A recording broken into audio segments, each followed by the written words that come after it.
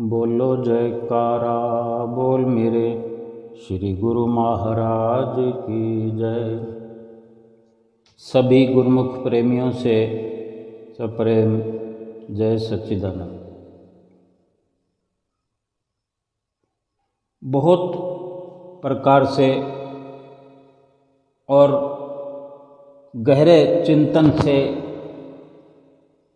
गहरी सोच से और गहरी अथाह गहराई में जा कर के जो गुरुमुख प्रेमी हैं, जो भगवान के भक्त हैं, प्यारे हैं, भगवान के सेवक हैं,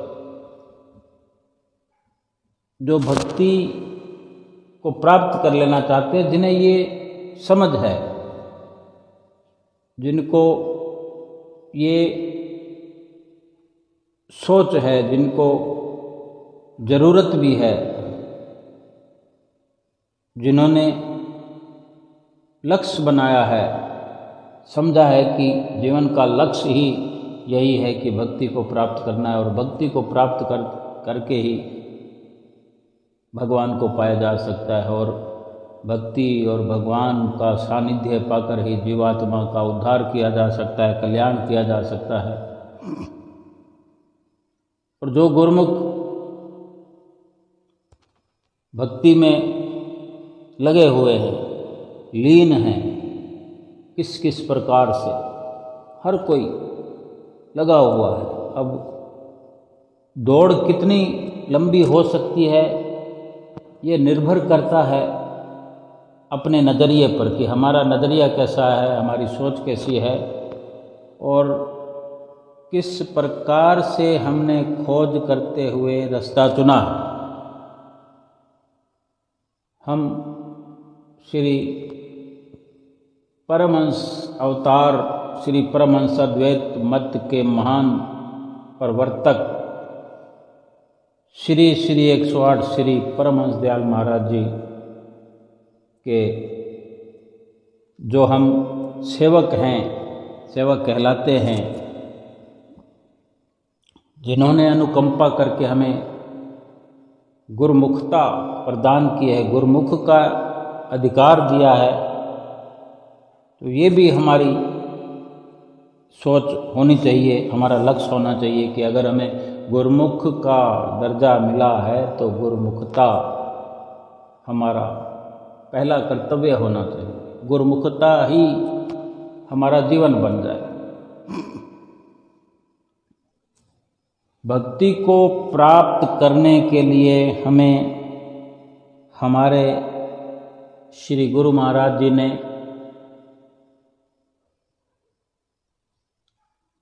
अपने प्रवचनों को, श्री परमहंस दयाल महाराज जी ने अपने प्रवचनों को श्री अमर ज्योति ग्रंथ में कई प्रकार से विस्तार से खोल करके भी लिखा है। भजन सिमरन के बारे में, भक्ति के बारे में, जिसको पढ़ करके सुन करके हौसला बढ़ जाता है कि हमने अगर श्री आनंदपुर धाम दरबार की शरण ली है, श्री आनंदपुर वाले श्री परमहंसों का जो लाड़ दुलार हमें मिलता रहा है, मिल रहा है आज भी और मिलता रहेगा, जो हमने ये रास्ता अपनाया है, ये जानकर भी हमारा हौसला बढ़ जाता है कि अब भटकने की ज़रूरत नहीं, क्योंकि परिपूर्ण संत महापुरुष अगर जीवन में मिल जाएं, जिन गुरुमुखों को इस वक़्त के संत सतगुरु की शरण मिल जाए, सारी भटकना समाप्त हो जाती है और हो ही जाती है, क्योंकि हर इंसान की दौड़ एक प्रकार से यहाँ ख़त्म हो जाती है कि अब मैं अपनी मंजिल पर पहुँचने वाली सड़क पर आ चुका हूँ। उस सड़क पर मेरा सफ़र शुरू हो चुका है। देर सवेर मैंने इसी सड़क पर चलकर अपनी मंजिल पर पहुँचना है, मंजिल मकसूद पर पहुँचना है। अब अपने नज़रिए को हम आगे थोड़ा साफ करते जाएंगे, उसको शुद्ध करते जाएंगे कि हमारी दौड़ धूप में कमी है, हमारी रफ्तार में कमी है, उसको तेज करेंगे, हमारे स्वभाव में कमी है, उसको ठीक करेंगे। अगर तरक्की करने में, भक्ति मार्ग में तरक्की करने में कोई बाधाएं हैं, उनको दूर करेंगे। वो सब के सब इस भक्ति मार्ग पर चलने से, और जो संतों महापुरुषों ने जो अपनी वाणियों को लिखा है, हमारे श्री दरबार के महापुरुषों ने जो दरबार की पुस्तकों में लिखा है, वो भरपूर है, पर्याप्त है। कहीं से भी शुरुआत करें, लेकिन हमको ये देखना है कि हमारे श्री परम दयाल महाराज जी, श्री पहली पातशाही ने, गुरु महाराज जी ने किस प्रकार शुरुआत की, उनके जज्बातों को समझें, उनके कार्यकलापों को समझने की कोशिश करें। जो उनके मुखार बिंद से वचन होते रहे समय समय पर, जिनको लिख कर, लेखनीबद्ध करके एक श्री अमर ज्योति ग्रंथ के रूप में हमारे लिए लिख कर के रख दिया है कि हम चाहे जब उनमें से अपने भक्ति मार्ग पर चलने के लिए सहायक शब्दों को चुन करके हम उनका उच्चारण करें, उनको समझने का प्रयास करें। और जो सरल सरल शब्द लिखे हुए हैं, कई प्रकार के दृष्टांत हैं, कई प्रकार की लीलाएं हैं, और कई गहरे राज भरे उन्होंने वचन फरमाए, सब कुछ उसमें भरा हुआ है। श्री 108 श्री दूसरी पातशाही गुरु महाराज जी ने भी इसी ग्रंथ में, श्री अमर ज्योति ग्रंथ में, अपने वक्त में सारा सारांश, सारा जीवन का सार भर दिया है। बड़े गहरी सोच से उन्होंने जो सरलता कर दी है, उलझने दूर कर दिए हैं, साफ साफ शब्दों में जो हमारे सामने विराजमान होकर आज हुजूर छठी पातशाही गुरु महाराज जी भी जिस प्रकार से प्रवचन हमें सुनाते हैं, लीलाओं का रसपान कराते हैं और हमारा हालचाल पूछते हैं, सबको एक साथ संबोधन करते हुए सबका हालचाल पूछते हैं। हिंदी में पूछते हैं, पंजाबी में पूछते हैं, सिंधी में पूछते हैं, और भी जाने कौन कौन सी भाषा में पूछते हैं। ये सब हम अपनी आँखों से देख रहे हैं। और जो जरूरी ताकीद भरे वचन हैं, हमारे लिए लाभकारी वचन हैं, उनको बार बार आज नित्य प्रति हमें सुना रहे हैं, हमें बार बार हिदायत कर रहे हैं, तटस्थ करा रहे हैं। यानी वो केवल और केवल यही चाहते हैं कि वो जो हमारे लिए लाभकारी वचन है वो मानना ही मानना है, वो मनवाना ही चाहते हैं, छूट नहीं दे रखी है उसमें। ऐसा नहीं कहते कि करोगे तो आपका भला है, नहीं करोगे तो फिर दुख होगा। वो एक अलग व्यवहार हो गया, एक अलग हमारा स्वयं का नज़रिया हो सकता है, लेकिन कड़े शब्दों में, मीठे स्वर में जो हिदायत करते हैं कि ये करना ही करना है। इससे ये सिद्ध होता है कि जो हमने छठी पातशाही गुरु महाराज जी के मुखारविंद से अपने इस थोड़े समय में 2017 से लगातार सुन रहे हैं, कभी कोई और कसर नहीं रखी हुजूर श्री गुरु महाराज जी ने। किसी प्रकार से लाड़ प्यार में कोई कसर नहीं रखी, किसी प्रकार से कोई ऐसा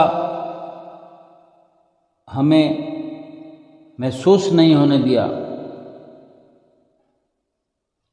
कि हम आज सुरक्षित नहीं हैं या हमें कोई परलोक का भय है, काल का भय है। अगर हम उनसे इत्तेफाक रखते हैं, अगर उनसे जुड़े हुए हैं, तहे दिल से जुड़े हैं, हमारी चित्तवृत्तियाँ उनके इस प्रकार के वचनों से जुड़ी हैं, इस प्रकार के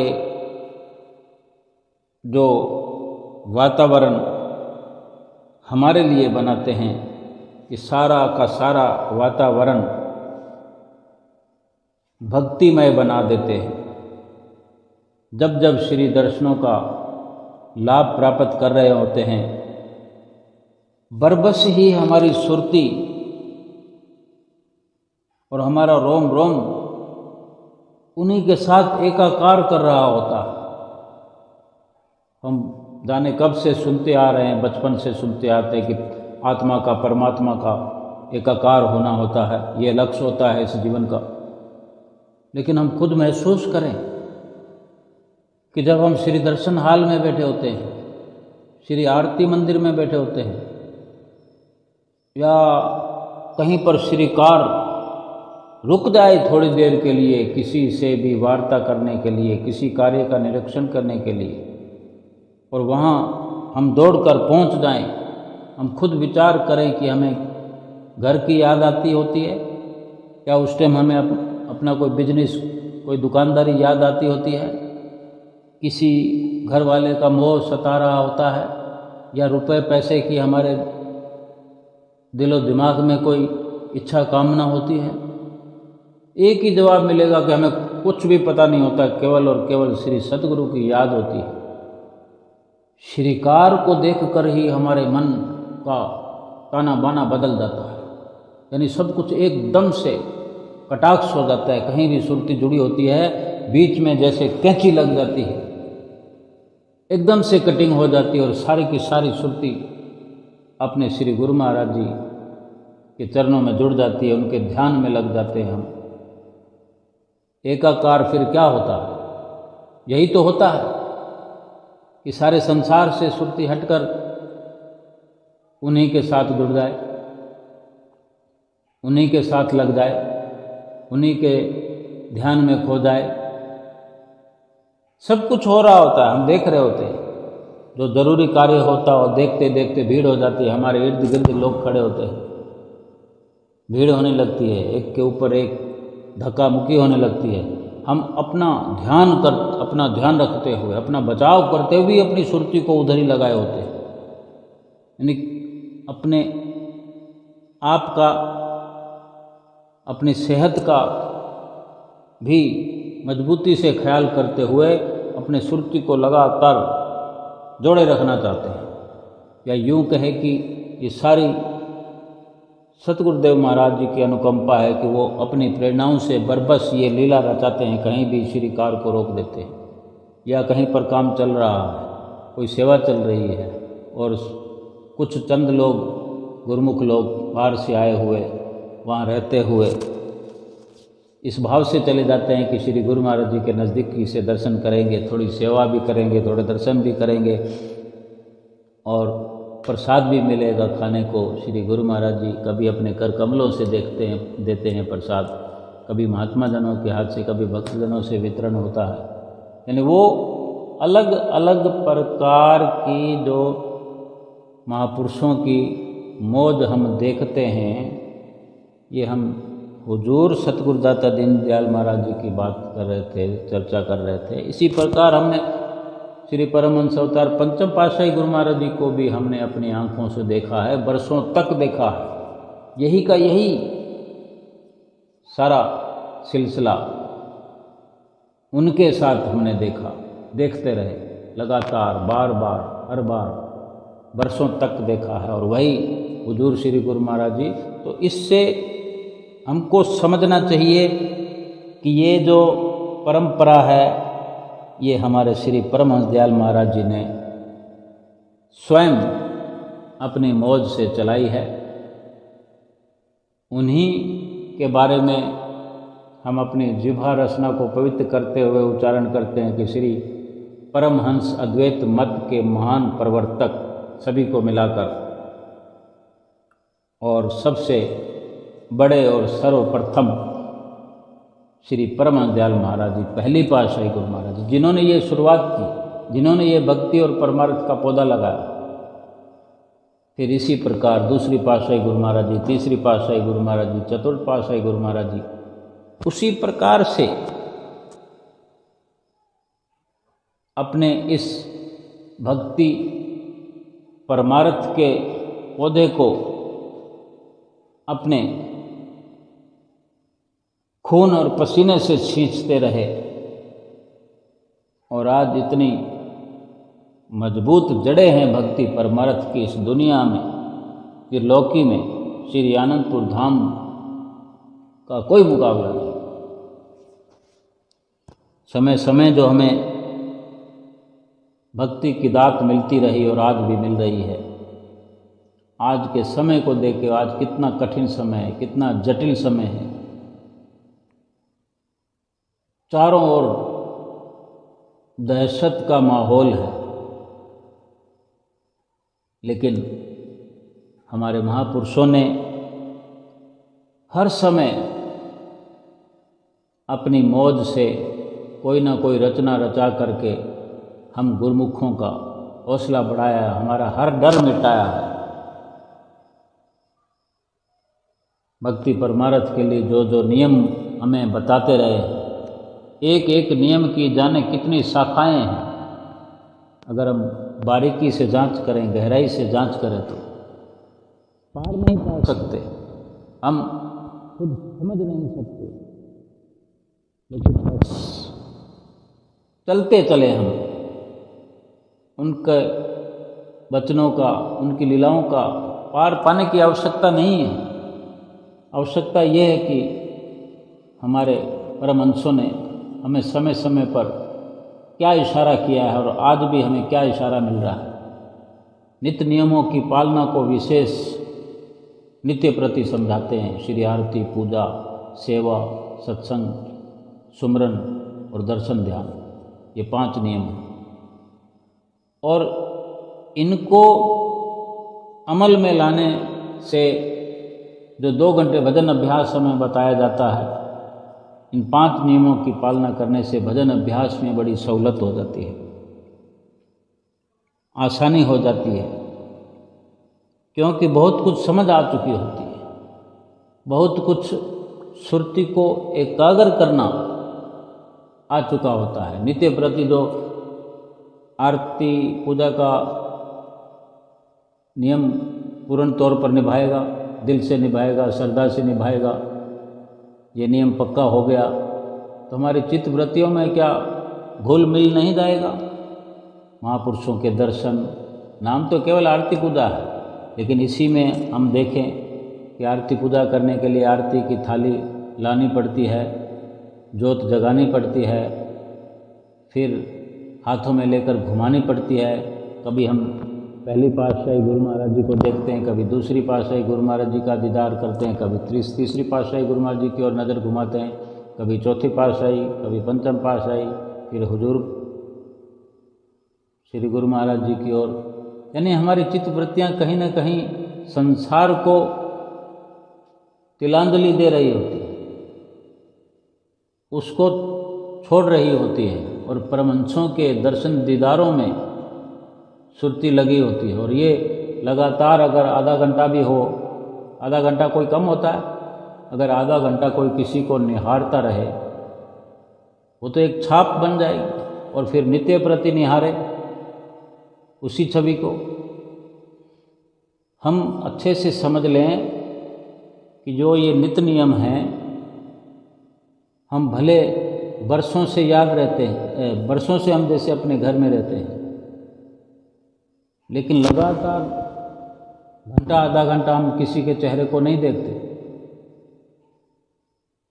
फिर भी उसकी छाप हमारे मस्तक पटल पर ऐसी जम जाती है कि हम कहीं भी किसी देश में भी चले जाएं, दूर चले जाएं, किसी भी अवस्था में हो, या अगर कहीं पहचान ना पड़े, एक पलक झपकने की देर में हम पहचान लेते हैं, आवाज़ पहचान लेते हैं, चाल पहचान लेते हैं, हाथ पांव हिलाने का एक जो स्वभाव है हमारे अपने साथ रहने वालों का, वो पहचान लेते हैं। तो नित्य प्रति अगर आधा घंटा केवल परमहंसों के सामने खड़े रहकर श्री आरती पूजा करेंगे, भले ही विचारों की कमजोरी रहती होगी, लेकिन धीरे धीरे विचार मजबूत होते, आरती करते हुए कहीं अपनों की याद आएगी, कहीं बिजनेस की याद आएगी, रोज़मर्रा के लोगों से मिलने वालों की याद आएगी, उनके चेहरे सामने घूमेंगे, लेकिन आंखें तो हमने परमहंसों की ओर गड़ा रखी और हमने नित्य प्रति ये ठान लिया है कि इस नियम को निभाना है, तो आखिर तो वो चेहरे फीके हो ही जाएंगे। और परमहंस भी तो स्वयं लीलाधारी हैं, वो जो अपना वरद हाथ हमारे सिर पर रखे हुए हैं वो अपने ओर खींच रहे हैं, ये सब कुछ बेकार नहीं जाता, ये बहुत रंगीन ये व्यवस्था है, रंगीन माहौल हो जाता है, सब कुछ रंगा जाता है नित्य प्रति के अभ्यास से। पहले पहले शुरुआत चाहे कैसी हो, लेकिन पूरा करना है, ये निश्चय हो, मन से हो ना हो, मुश्किल हो आसान हो, कैसा भी हो, लेकिन करना है। इसी प्रकार सारे नियम हैं, सेवा है, सत्संग है, सुमरन है, दर्शन ध्यान है। और फिर जब भजन अभ्यास होता है तो फिर जब दूसरे लोगों के घर वाले हों, बाहर वाले हों, सामान हो, मकान हो, दुकान हो, इनके अगर ख्याल आते हैं, इनकी फ़ोटो आ जाती है सबकी, तो फिर क्या, जब नित्य प्रति इस प्रकार अभ्यास करेंगे, इनकी कोई छाप नहीं होगी। भजन अभ्यास करते वक्त फिर ये नित्य नियम जो 5 हैं, इनके द्वारा जो हम सद्गुरु का दर्शन नित्य प्रति करते हैं, बहुत देर तक करते हैं, उनके बारे में सोचते हैं, जाने कितने कितने ख्याल हमारे अंदर पैदा होते होंगे। कभी पहली पातशाही गुरु महाराज जी को देखकर, कभी दूसरी पातशाही गुरु महाराज देखकर, कभी तीसरी, कभी चौथी, कभी पंचम, कभी छठी। फिर उसका लाभ वही, फिर हमारे अंदर, हमारे चित्त में वही सब चलचित्र बन के दिखाई देने लगे। और जब भजन सुमरन में बैठेंगे तो फिर अधिक लाभ मिलेगा, लाभ तो मिलेगा ही। और हमें जब ये नियम सिखाए जाते हैं, पढ़ाए जाते हैं, 5 नियमों की पालना करनी है, हम उसको गहराई से समझें, गहराई से उसका अध्ययन करें कि इसमें बहुत कुछ है जो हमने आज तक सोचा नहीं, कभी सोच नहीं सकते, इतना कुछ है, हमारी कल्पना से परे। इसके अंदर जो राज हैं वो हमारी कल्पना से परे हैं, लेकिन हम जितना कोशिश करते जाएंगे प्राप्त होता जाएगा। भजन अभ्यास जो हमें बताते हैं, ये हमारी रूह के लिए, हमारी जीवात्मा के लिए। श्री परमहंस दयाल महाराज जी के समय जो वक़्त था, बड़े बड़े महापुरुषों का इस धराधाम पर अपने अपने समय में आना हुआ है। हम देखते हैं कि हम एक हमेशा से सुनते आ रहे हैं, बचपन से सुनते आ रहे हैं, हो सकता हमारे पिताजी दादाजी जो हम सुनते आ रहे हैं उनको वो करते आए हैं कि ब्रह्म मुहूर्त की बात सुनते हैं, अमृत वेले की बात सुनते हैं, ब्रह्म वेले की बात सुनते हैं कि ये जो अमृत वेला है, ब्रह्म मुहूर्त है, ये परमात्मा से मिलने की जो हम साधना करते हैं, भजन अभ्यास करते हैं, ये भजन अभ्यास कुछ अच्छा होता है, बहुत अच्छा होता है। क्योंकि सुबह के समय जब केवल एक पहर बाकी होता है, रात के और दिन के मिलाकर 8 पहर होते हैं, एक पहर 3 घंटे का होता है, रात और दिन का जो समय वो 24 घंटे होता है, 3 घंटे का एक पहर होता है, तो 8 पहर को 3 से अगर गुना करें तो 8 3 24 घंटे हो गए। यानी अमृत वेला का जो है लास्ट पहर यानी 3 से 6 बजे का माना गया है। और सभी संतों ने अपनी वाणियों में अपने अपने समय में उच्चारण भी किया है और ग्रंथों में, शास्त्रों में वर्णन भी है। इस समय में उस समय को क्या शुभ माना जाता है, अमृत वेला जिसे कहते हैं। ये पवित्र वक़्त जो है प्राचीन काल से ऋषियों, मुनियों और योगियों ने ईश्वर और भजन भक्ति के लिए, आराधना के लिए चुना था। गुरुवाणी में भी इसी की महिमा कही गई है। गुरु नानक साहब ने कहा कि मालिक के सच्चे नाम से जुड़ने के लिए अमृत वेला का समय विशेष गुणकारी है। रात को नींद में आत्मा मस्तक में उतरकर कंठ या नाभि में एकत्रित हो जाती है। जब मनुष्य जागता है तब वो फिर से अपनी जागृत अवस्था के स्थान पर आ जाती है। यदि उस समय ही फिर पिंड को छोड़ने का साधन, जो जड़ से चेतन को अलग करने का साधन है, उस वक़्त किया जाए तो आत्मा आसानी से शरीर को छोड़ सकती है। क्योंकि आत्मा ने उस समय तत्काल ही शरीर के रोम रोम में प्रवेश किया है। साथ ही इस समय काम काज की चिंता नहीं होती और ये एकाग्रता प्राप्ति के लिए बहुत उचित समय है, जो और किसी दूसरे समय में कठिन है। इसी अमृत वेला में मन बिल्कुल ताज़ा होता है। संत मत की साधना जीते जी मरने की साधना है। जैसे मौत के समय आत्मा शरीर से अलग हो जाती है, ठीक उसी प्रकार साधन भजन के द्वारा आत्मा शरीर से निकलकर आसमान के ऊपर स्वर्ग, वैकुंठों आदि लोकों का सफ़र करने लगती है और ऊपर के लोगों का आनंद लेने लगती है। और महापुरुषों ने फरमाया भी है कि जीवत मृतक हो रहो, तजो खलक आस, रक्षक समर्थ सतगुरु, मत दुख पावे आस, मत दुख पावे दास। यानी पिंड देश से सुरती आत्मा निकलकर ब्रह्मांड देश में प्रवेश करती है, यानी शरीर से आत्मा निकल गई और अपने असली ठिकाने पर पहुंची। इंसान का जो मरण होता है, शरीर का जो मरण होता है, जीवात्मा और शरीर का जो बिछोड़ा होता है, यानी शरीर छूटता है, हम कहते हैं शरीर छोड़ गया फलां व्यक्ति, वो एक अंतिम परिणाम है। अंतिम श्वास के साथ आत्मा छोड़ती है। और जिसने ये कार्य अपने जीते जी किया हो, करता हो, नित्य करता हो, रोज करता हो, जैसे हमें फरमान है कि 2 घंटे भजन अभ्यास अवश्य करना है, 2 घंटे के लिए ऐसा प्रयास करता हो अपनी आत्मा को निकाल करके शरीर से बाहर, जो उसका निज घर है। अब यहाँ से जाने और आने के लिए कोई आत्मा के लिए कोई पगडंडी, कोई रेलगाड़ी, हवाई जहाज नहीं बने हुए हैं कि वो वहाँ से निकलेगी किसी ऑटो में या कार में बैठेगी, हम देखेंगे, उसको बिठाएंगे या फिर कहीं उतारेंगे। उसके लिए ज़्यादा सोचने की ज़रूरत नहीं है। लेकिन इस शरीर के अंदर वो सब कुछ हमें हमारे संत महापुरुष दिखा रहे हैं, दिखाना चाहते हैं, तो क्यों ना हम देख लें। 3 से 6 बजे का समय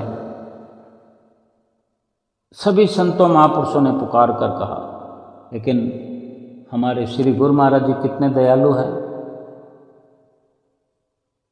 ऐसी इस प्रकार के लिए कभी कोई बंदिश नहीं लगाई और इतनी सरलता कर दी है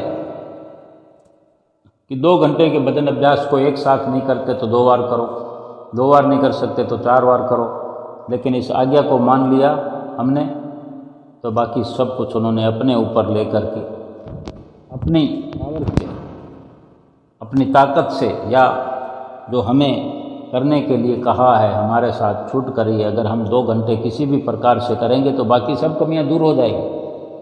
अगर 2 घंटे का समय हम किसी भी प्रकार से पूरा करेंगे, 2 बार, 1 बार, 4 बार, अगर ऐसा निश्चित करेंगे तो फिर एक समय ऐसा आएगा कि हम 2 घंटे एक साथ करने के अधिकारी भी बन जाएंगे। ये विश्वास करने की ज़रूरत है, क्योंकि ऐसा ज़रूरी है। अगर हम नित्य प्रति करेंगे तो फिर एक साथ, कौन है दुनिया में जो एक साथ कमाई नहीं करना चाहता होगा। अगर कहीं से किस्तों में पैसा मिलता हो और अगर ऐसा रास्ता बन जाए कि एक साथ मिलने वाले हों तो कोई इनकार करेगा? बल्कि पहले से ही हर कोई इस फिराक में होता है कि एक ही महीने के पैसे को 4 बार लाना पड़ता है। अगर एक बार मिल जाए, एक बार में मिल जाए, चाहे लास्ट दिन में मिले, पहले दिन में मिले, एक बार में मिल जाए तो 4 बार जाने की परेशानी खत्म, 4 बार योजना बनाने की परेशानी खत्म, समय बच जाएगा, मानसिकता भी बचती है, क्योंकि दिल दिमाग में उसका चिंतन चलता रहता है। इसी प्रकार भजन अभ्यास की भी ये कमाई है, हम ही प्राप्त करेंगे। श्री गुरु महाराज जी ने तो हमें बताया है कि 4 बार करो, 2 बार करो, 3 बार करो, 1 बार करो। ये कमाई है जो हमने करनी है, ये हमारे खाते में आने है। गुरु महाराज जी को क्या मिलना है? गुरु महाराज जी ने तो कष्ट सहन करते हुए हमारे लिए ये रास्ते बनाए। वो तो केवल कष्ट सहन करें, हमारे लिए कष्ट सहन करने के लिए ही इस धराधाम पर अवतरित होते हैं। हमको आज समझ लेना चाहिए कि ये हमारे लिए कमाई है।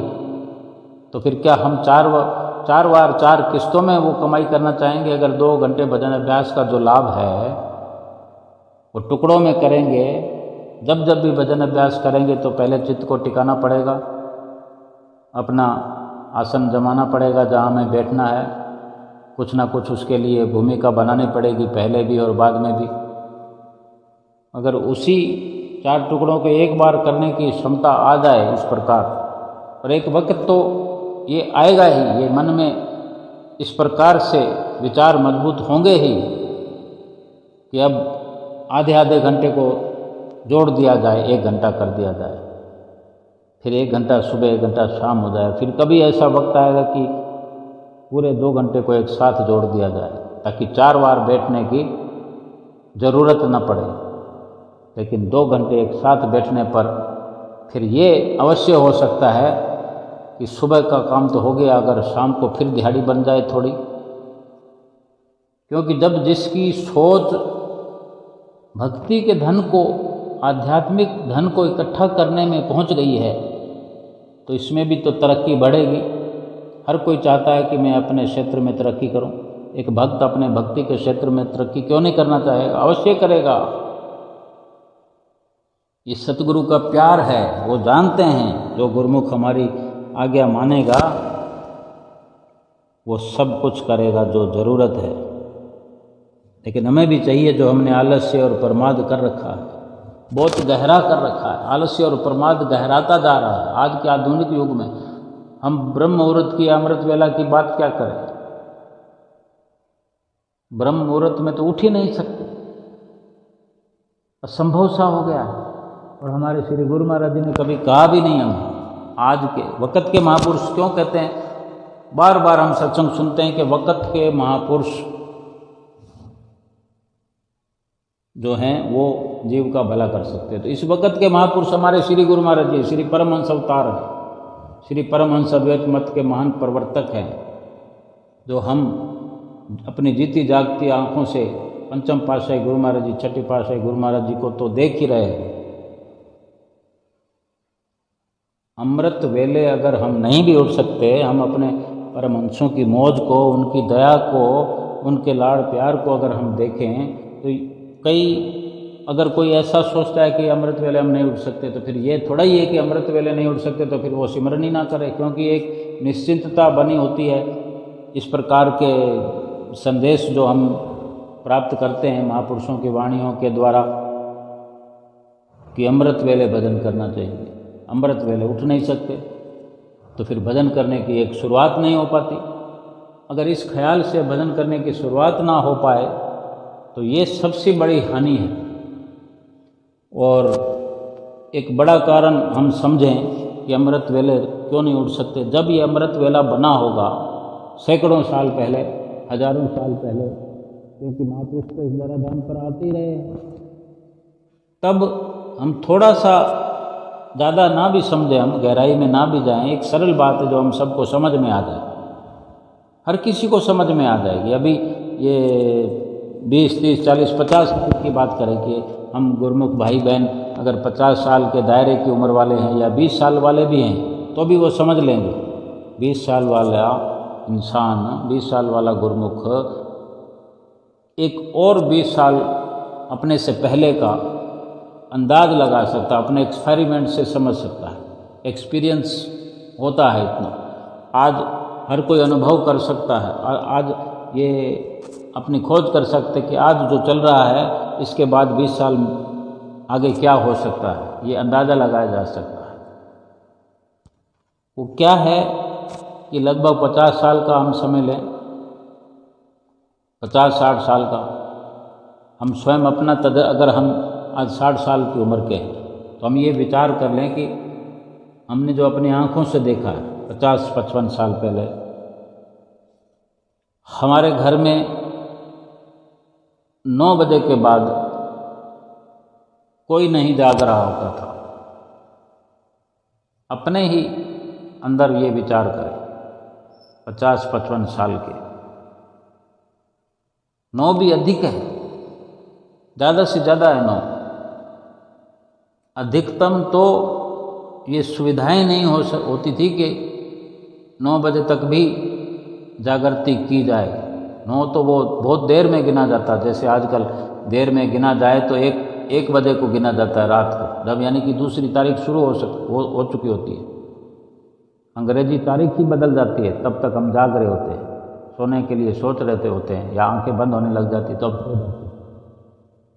पहले 9 को लास्ट समझते थे, अब 1 को, यानी पहले 8 बजे का सोना होता था 50-60 साल पहले, और आज 50-60 साल जब उस वक़्त से हम आगे आ गए हैं तो आज के समय में 12 बजे का सोना है।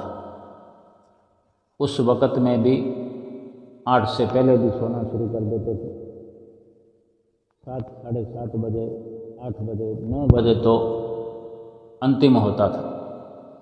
धीरे धीरे बढ़ता गया समय, क्योंकि अब ये टेलीविज़न का युग आया, फिर ये देखते देखते सिनेमा के ये चलते, पहले एक शो में फिल्म चलती थी थिएटरों के अंदर, फिर 2 शो चलने लगे 3-3 घंटे वाले, फिर 3 शो चलने लगे, फिर 4 शो चलने लगे, फिर 5 शो चलने लगे।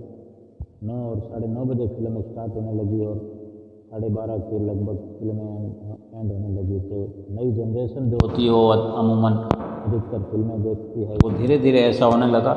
हमने लगभग 60 साल की उम्र का देखा है, और जो महापुरुष हैं उन्होंने जो ये लिखा है, महापुरुषों ने जो वाणियों में लिखा है अमृत वेला भजन सुमरन के लिए, उस वक़्त तो कहीं उससे पहले भी 6-7 बजे, 6 बजे सर्दियों के अंदर 6 बजे अंधेरा हो जाता था और लाइट का तो नामो निशान नहीं होता था।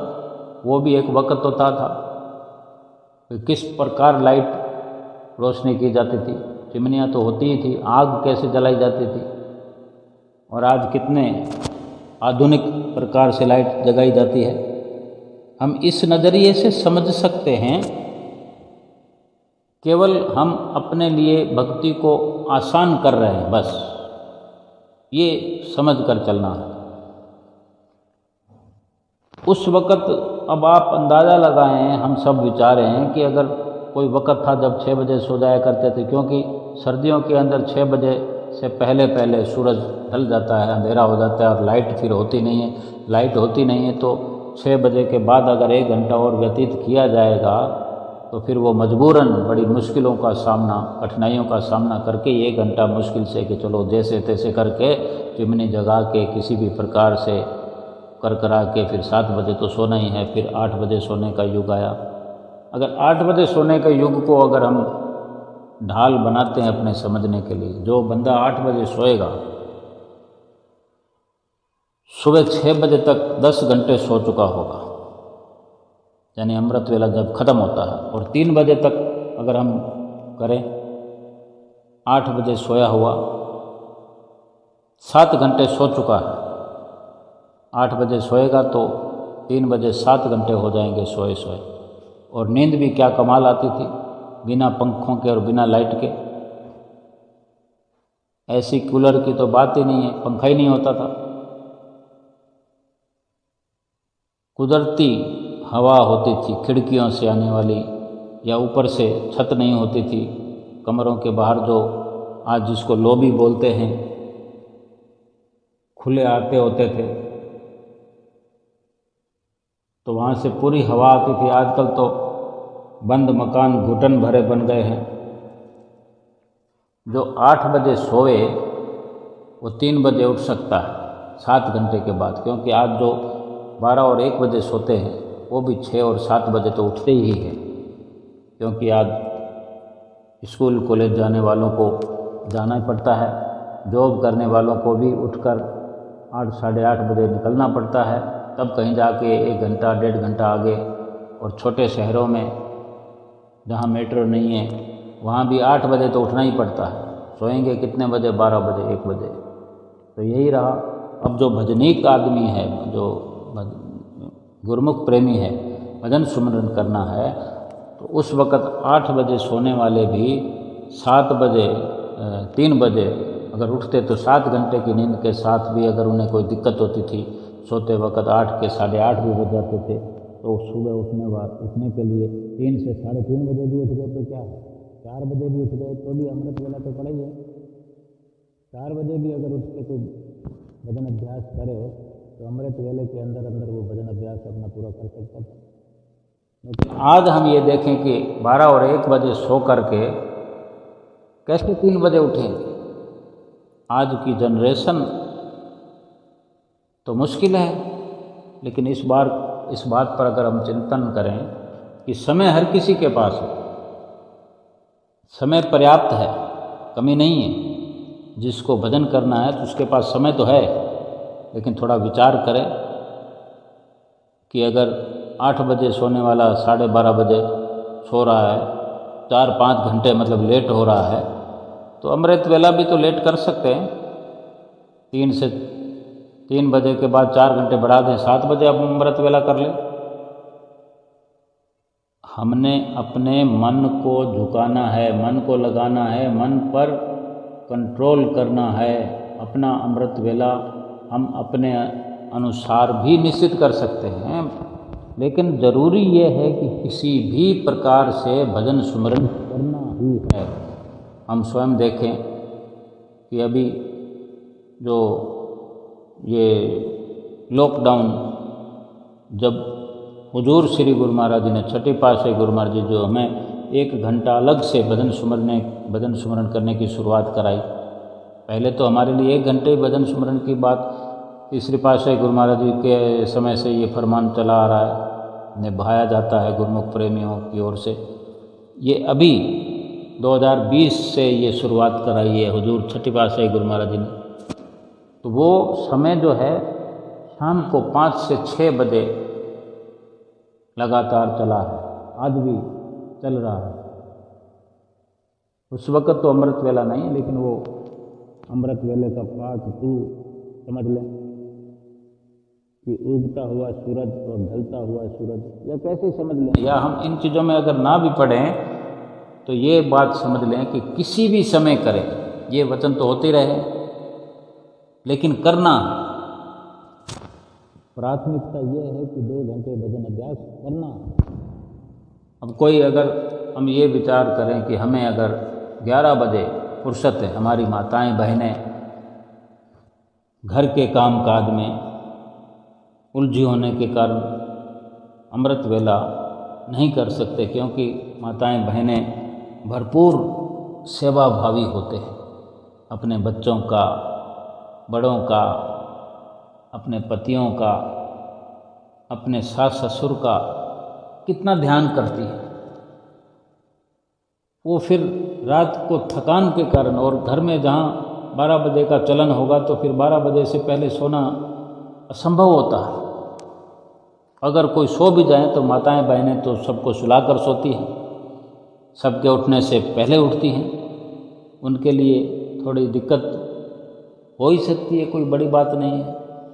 अमृत वेले का कोई मुकाबला नहीं है भजन अभ्यास का। अमृत वेले अगर जो कर सकता है अपनी नींद को कंट्रोल करके, और अगर नींद पूरी किए बिना हम भजन करते हैं तो फिर बार बार लुढ़कते रहते हैं। अगर कोई निश्चिंत होकर ये मन में बना ले कि अब मैं 10 बज गए हैं, सबके लिए ज़रूरी नहीं है, लेकिन जिसको ठीक लगे कोई भी समय चॉइस करें। 24 घंटे में कोई भी समय हम चॉइस कर सकते हैं, और मन को अच्छा बना करके भजन सुमरन की शुरुआत करें, और भजन सुमरन के अंदर मन को टिका सकते हों, फिर तो ये प्राथमिकता हमारी सिद्ध हो गई कि हमें तो भजन सुमरन करना है और कर पा रहे हैं। लेकिन ये छूट नहीं है। श्री गुरु महाराज जी ने जो हमें नित्य प्रति समझाया है, जतलाया है, अपने वचनों से अवगत कराया है कि 2 घंटे भजन अभ्यास करना ही करना है, इसमें किसी को छूट नहीं। बस ये हम अपने आप पे लागू करें कि छूटना नहीं चाहिए भजन अभ्यास। जो समय अच्छा लगे हर प्रकार से करके देखें। अमृत वेला भी करके देखें। अमृत वेला करते हैं, लेकिन एक कहीं शिकायत अगर रहती है कि इस समय हम अपनी नींद पूरी नहीं कर सकते, तो जो भी समय, यानी उस टाइम अमृत वेला में बिल्कुल शांत वातावरण होता है, सन्नाटा होता है, बाहर से कोई डिस्टर्ब करने वाली आवाज़ें नहीं होती हैं। लेकिन अगर उस वक़्त नींद आती हो, हमारे अंदर नींद की कमी खलती हो, ना बैठ पाते हों, एक चिंतन रहता हो, या स्वास्थ्य पर कोई असर पड़ता हो, कोई बंदा 12 बजे सोएगा तो वो 3 बजे उठेगा, और फिर 3 बजे के बाद नींद ना आए तो सारी दिनचर्या अगर किसी की बिगड़ जाती हो, उसके लिए ये विचार है। अगर वो सुबह का एक या 2 पहर, 1-1.5 पहर ही सही, सबको फ्री कर दे, बाहर से आवाज़ें आए या ना आए, लेकिन हमारे अंदर से जो आवाज़ें आएगी, अंदर से जो डिस्टर्बेशन होगा वो बंद हो जाए, तो कहीं ना कहीं हम ये महसूस कर सकते हैं कि हम अपनी चित्त वृत्तियों को एकाग्र करने में कामयाब हो रहे हैं। क्योंकि अब हमें 2 घंटे के लिए, 3 घंटे के लिए, यानी जब तक दोपहर का खाना खाने का समय होता है, वो खाना भी 1 बजे खाते हैं, 2 बजे खाते हैं, इस प्रकार चलता है। क्योंकि 8 बजे नाश्ता सबका होता है, 9 बजे गृहिणियाँ खुद नाश्ता करती हैं, फिर कोई घर का काम काज है, सारा इधर उधर का सारा समेटना होता है। फिर उनको लगता है कि अब बड़ा मन हल्का हो गया, रिलीफ हो गया एक बार 2-3 घंटे के लिए, तो उस 2-3 घंटे में हम 1 घंटा चॉइस करें, 1.5 घंटा करें, 2 घंटा करें। केवल इतनी ही चर्चा है कि भजन अभ्यास हमारे महापुरुषों ने करने के लिए पहली प्राथमिकता दी है। नित्य नियमों को पालना करने के लिए पहली प्राथमिकता है। जिस समय भी करें हमको यही सुनने को मिलता रहता है। ये हमारे लिए एक सौगात है हमारे श्री गुरु महाराज जी की, हमारे श्री परमहंसों की। वक़्त को देखते हुए, वक़्त के महापुरुष वही होते हैं जो वक़्त को देखते हुए हिदायत करते हैं, हमारे लिए एक आसानी पैदा करते हैं हर प्रकार से। और हमें अपने सतगुरु का बार बार शुक्राना करना चाहिए, बार बार धन्यवाद करना चाहिए, जो हमें इस प्रकार से नियमों की पालना करवाने के लिए अच्छी से अच्छी प्रेरणा देते हैं, बड़ी से बड़ी छूट देते हैं, हमें काल के शिकंजे में फंसने से बचा ही लेते हैं। ये कितनी सुंदर बात है। बचाना ही उनकी प्राथमिकता है और भजन सुमरन करना और उनकी आज्ञा को मानना ही हमारी प्राथमिकता हो और उनकी प्रसन्नता प्राप्त करना ही हमारी पहली प्राथमिकता हो। लोक परलोक तो फिर समर ही जाएगा। बोलो जयकारा, बोल मेरे श्री गुरु महाराज की जय।